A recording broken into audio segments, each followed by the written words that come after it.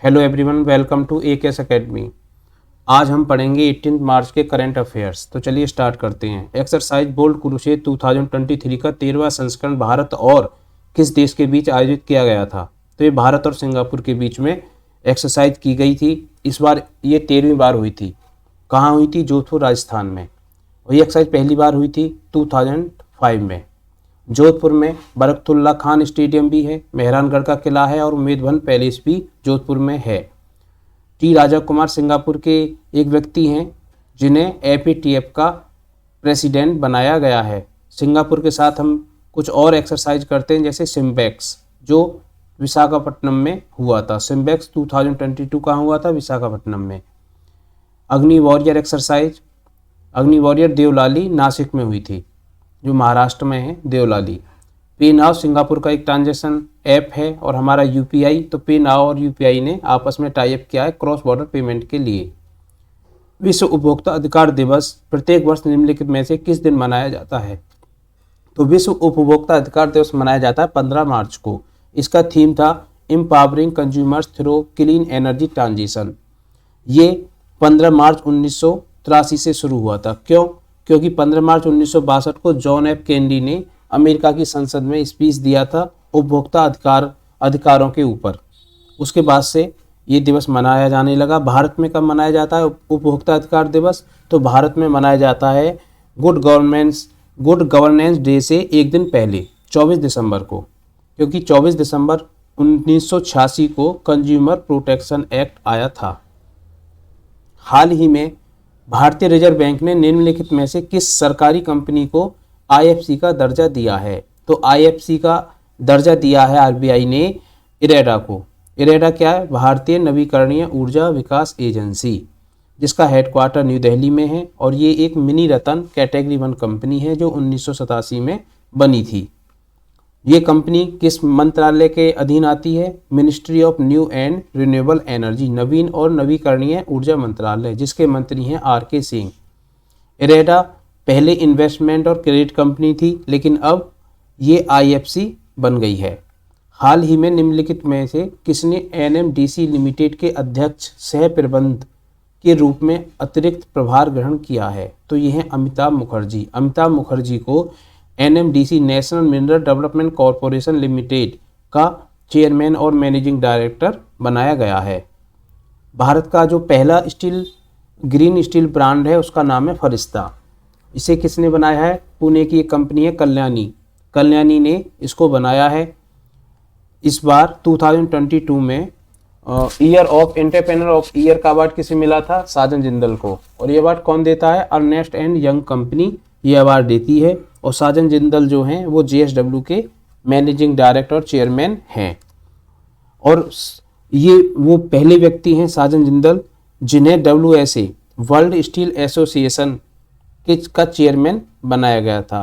WSA का headquarter कहाँ पे है? ब्रुसेल्स, बेल्जियम में। भारत का सबसे लंबा स्टील ब्रिज का क्या नाम है? महात्मा गांधी सेतु, जो कि गंगा नदी पर है बिहार में और जो पटना को हाजीपुर से जोड़ता है। निम्नलिखित में से किस संगठन ने ATL सारथी लॉन्च किया है? तो ATL सारथी क्या होता है? अटल टिंकरिंग लैब। अटल टिंकरिंग लैब सारथी को लॉन्च किया है नीति आयोग ने। नीति आयोग 1 जनवरी 2015 को बना था और हमारी सरकार का ये टारगेट है कि 10,000 अटल टिंकरिंग लैब खोली जाएं। अटल टिंकरिंग लैब क्या है? अटल टिंकरिंग लैब ये हाई क्वालिटी की लैब हैं जो बच्चों को एक अच्छी ज़्यादा से ज़्यादा उनकी प्रैक्टिकल नॉलेज दे पाएँ, उनकी सोच को बदल पाएँ, उनकी थिंकिंग पावर को विकसित कर पाएँ। तो ये अटल टिंकरिंग लैब होती हैं। और ATL सारथी कुछ नहीं है, ATL सारथी अटल टिंकरिंग लैब को और मजबूत बनाने का एक ढांचा है। नीति आयोग के CEO कौन है? BVR सुब्रमण्यन।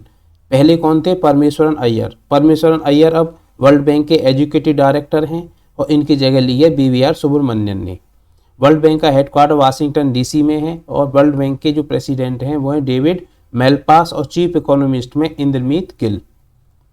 हाल ही में साझा बौद्ध विरासत पर संघाई सहयोग संगठन का पहला अंतर्राष्ट्रीय सम्मेलन किस शहर में आयोजित किया गया? और तो SCO की मीटिंग आपको पता ही है, SCO मीटिंग दिल्ली में होने वाली है। तो इससे संबंधित जितनी भी मीटिंग है वो सब दिल्ली में ही हो रही हैं। हमारे संस्कृति मंत्री कौन है? जी किशन रेड्डी, जिनकी कॉन्स्टिट्यूंसी है सिकंदराबाद। SCO 2023 जो कॉन्फ्रेंस है इसका थीम क्या है? Secure SCO। और SCO कुछ एक्सरसाइज भी करती है जैसे पीसफुल मिशन और मानेसर एंटी टेरर। भारतीय नौसेना के गनरी स्कूल INS द्रोणाचार्य को प्रेसिडेंट कलर से सम्मानित किया गया है। तो INS द्रोणाचार्य किस राज्य में स्थित है? INS द्रोणाचार्य जो है केरल कोचीन में है। और गनरी क्या होता है? गनरी हमारी इंडियन नेवी का एक विभाग है, एक कोर है जहाँ पे गन से संबंधित जो वहाँ की ट्रेनिंग है वो दी जाती है जवानों को। तो ये जो INS द्रोणाचार्य है ये एक बेस है जहाँ पे ये ट्रेनिंग दी जाती है केरल कोचीन में गनरी से संबंधित। ये इंडियन नेवी और कोस्ट गार्ड दोनों के जवानों को दी जाती है। हमारी नेवी के 3 कमांड होती हैं, वेस्टर्न कमांड, ईस्टर्न कमांड और साउदर्न कमांड। वेस्टर्न कमांड का जो हेडक्वार्टर है मुंबई में है और ईस्टर्न कमांड का जो हेडक्वार्टर है वो विशाखापट्टनम विजाग में है। साउदर्न कमांड का कोचीन में है। नेवी के एडमिरल कौन है? R हरि कुमार। और कोस्ट गार्ड डायरेक्टर जनरल कौन है? वीरेंद्र सिंह पठानिया। प्रेसिडेंट कलर तीनों फौज, तीनों सेनाओं को और पुलिस को दिया जाता है। इस बार जो पुलिस को दिया गया था वो थी हरियाणा पुलिस। हाल ही में भोपाल में तीसरे दिव्य कला मेला 2023 का उद्घाटन किया गया। यह निम्नलिखित में से किस केंद्रीय मंत्रालय द्वारा किया जाता है? दिव्य कला मेला होता है जो दिव्यांगों का मेला होता है कि दिव्यांगों की उनकी जो हस्तकारी है या कोई आर्टिस्ट हैं, कलाकार हैं, वो अपनी कलाओं को दिखाते हैं इस मेले में। तो ये सामाजिक न्याय और अधिकारिता मंत्रालय कराता है जिसके मंत्री हैं वीरेंद्र कुमार। अल्पसंख्यक मंत्रालय भी एक मेला कराता है जिसका नाम है हुनर हाट। और ग्रामीण विकास मंत्रालय कराता है सरस आजीविका मेला। हमारे अल्पसंख्यक मंत्री कौन है? स्मृति ईरानी। और ग्रामीण विकास मंत्री हैं गिरिराज सिंह। हाल ही में निम्नलिखित में से किसे सी चेंजेस क्लाइमेट के लिए भारत का राजदूत नियुक्त किया गया? तो ये हैं श्रिया घोड़ावत। तो UN ने श्रिया घोड़ावत को सी चेंजेस क्लाइमेट के लिए राजदूत नियुक्त किया है। श्रिया घोड़ावत एक क्लाइमेट एंटरप्रेनर हैं, ये क्लाइमेट चेंज के लिए कार्य करती हैं। तो इनको UN ने राजदूत घोषित किया है सी चेंजेस क्लाइमेट के लिए।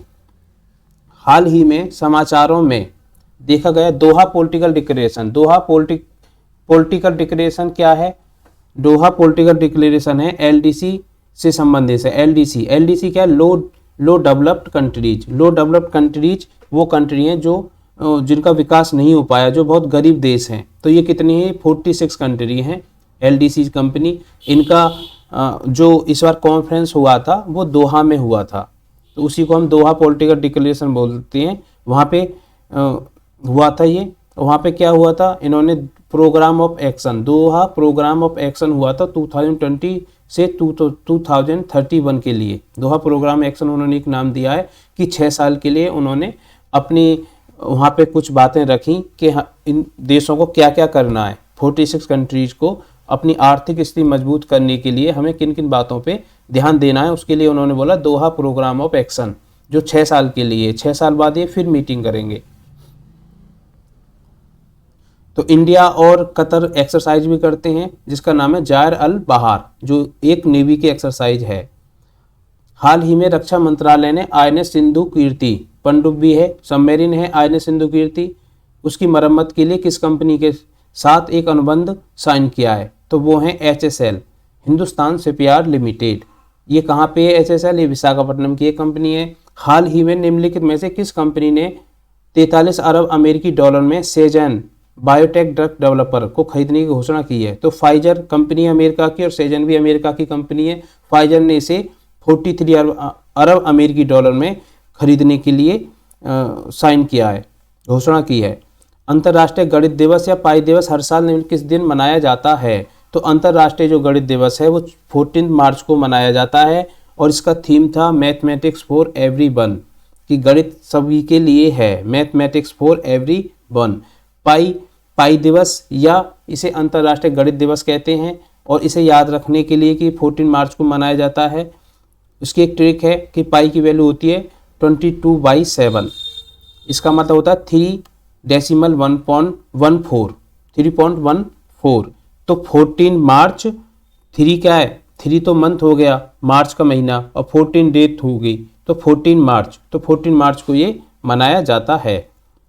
हमारे देश में कब मनाया जाता है गणित दिवस, राष्ट्रीय गणित दिवस? तो राष्ट्रीय गणित दिवस हमारे देश में मनाया जाता है 22 दिसंबर को, जो कि रामानुजन, जो तमिलनाडु के एक महान गणितज्ञ थे, उनके